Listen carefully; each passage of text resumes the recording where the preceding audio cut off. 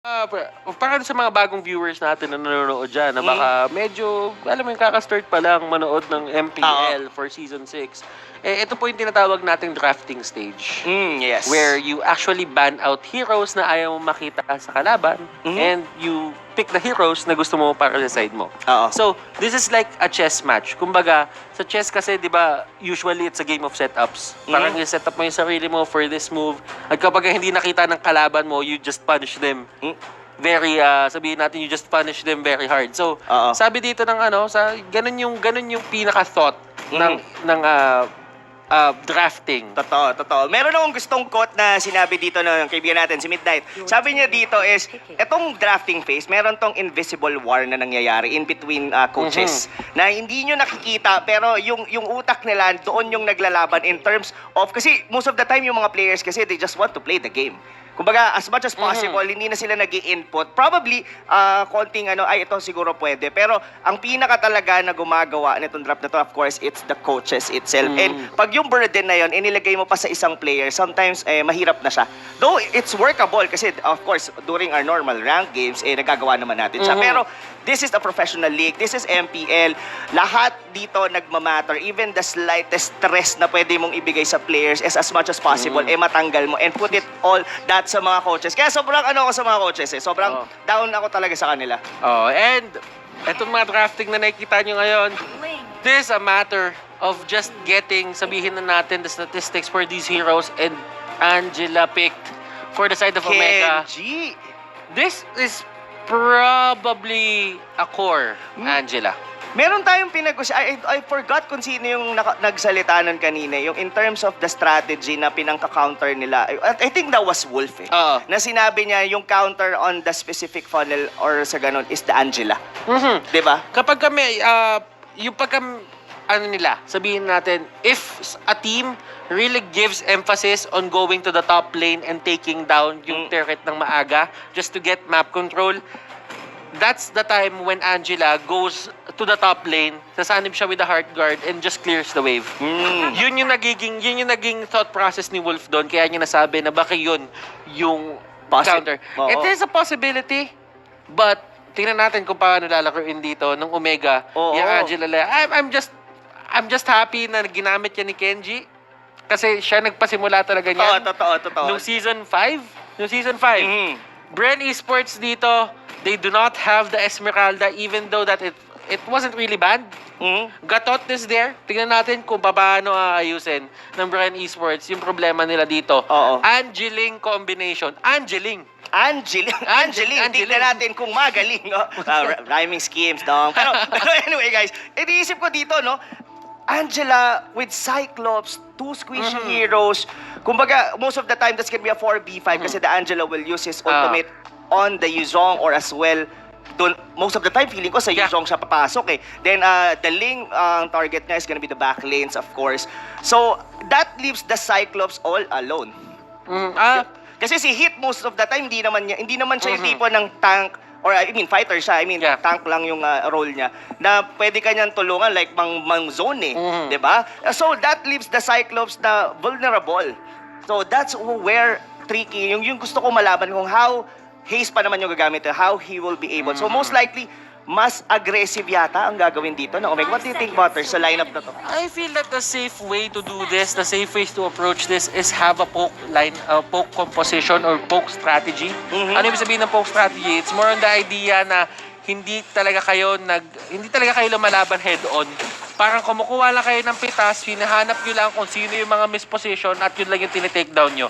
And that's it. Hindi pipilit ng laban nandito ng rekta. Siguro pagka dumating yung mid-game at naging okay sa kanila, baka dun pwede silang humarap. Pero Hayes dito, as we all know, this guy just has to position well. Yun lang naman yung kailangan gawin ng Cyclops Huwag siya papahuli ng buhay. Totoo, wag siya papahuli ng buhay. Pero kung iisipin mo rin dito, in terms of damage, I would definitely lean towards dito sa Omega Esports. Why?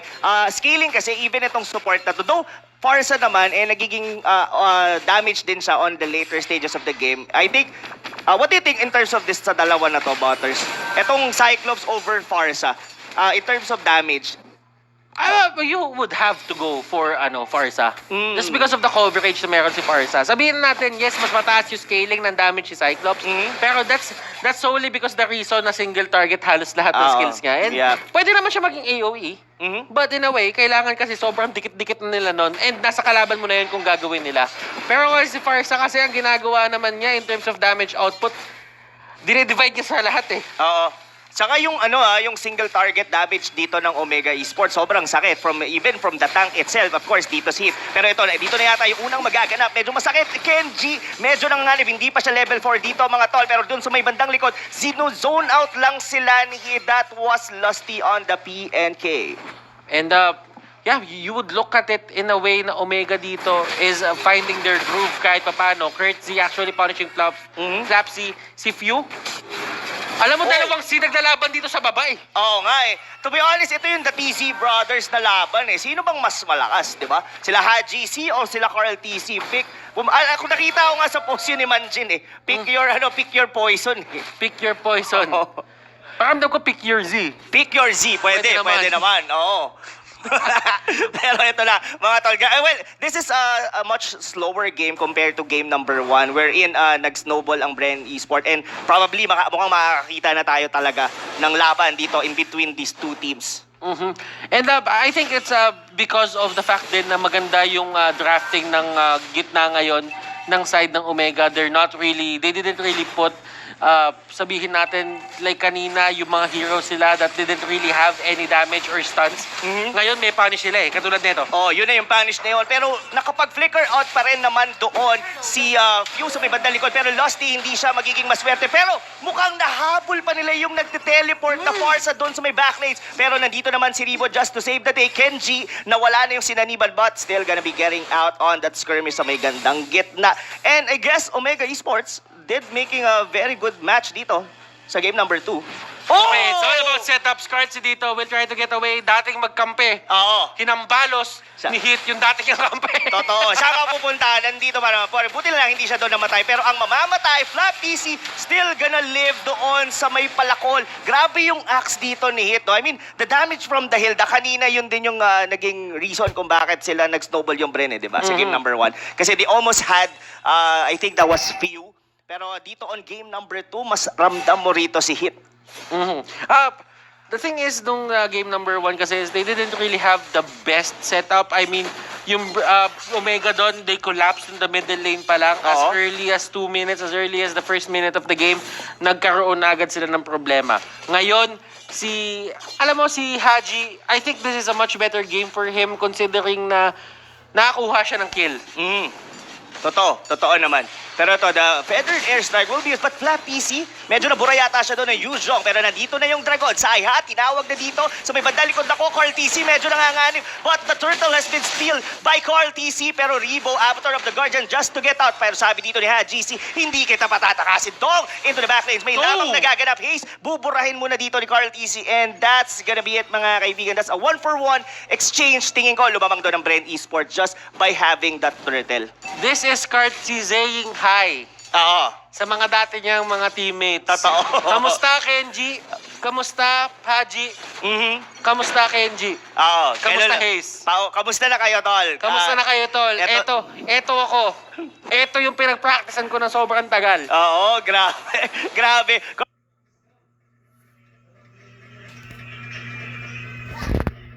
Ayan, nag-push.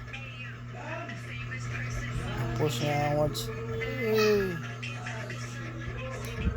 RTC's performance dito, I mean from game number 1, dala pa rin dito from game number 2, something talaga to note dito, pero the feather airstrike will be there just to zone out the rest of Omega Esports. Carl TC, spear.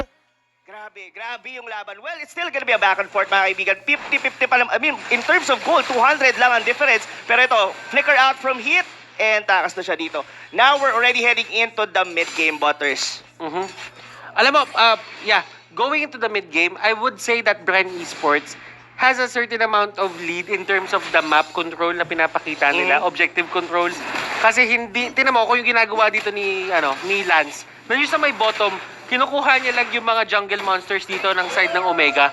And Omega doesn't really have an answer to that.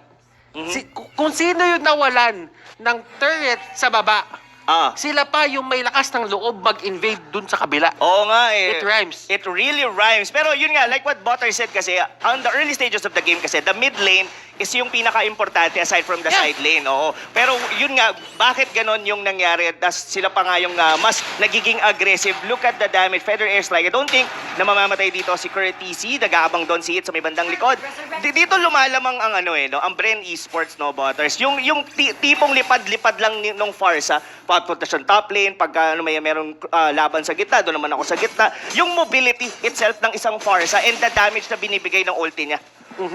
Pero alam mo na naman dito, priority ng ulti na binibigay sa kanya, Haji nalaglag. Oo. Nalaglag sa bakuran. Anong ginagawa mo? Nahulog pa nga doon. Pero yun na nga, yung turtle mawawala, kasama na doon ang buhay. Doon ni Hit, may sunod pang laban. Mag-isa dito, Courtesy, doon nakasanib sa kanya dito yung Angela. I don't think nakakayanin doon sa may bandang likod. That's Flap TC, zoning out there. Stabilitan siya mag-flicker out. Masyado ka na yatang malalim, Uranus, pero the damage will not be enough. Courtesy, kalaban si Carl TZ. Grabe naman tong laban na to. Dito tayo matututo talagang mag-rhyme, no? Oo. Puro Z kasi lahat ng mabibitaw mong salita, eh. Alam mo, Rob, hindi ko naman masisisi Oo. yung Omega dito kung bakit nagkakaroon talaga sila ng problema.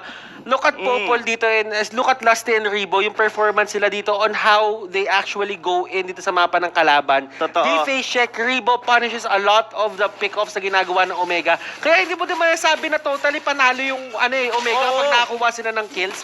Kasi the mere fact na nandun si Rebo para mag-clean up para sa team niya, napakalaking bagay nun. Oo, malaki talagang ba. I mean, yung in terms of minion wave clear talaga, laging nauunahan ng Bren Esports dito ang Omega. Oy! Oo. Tinamaan ng...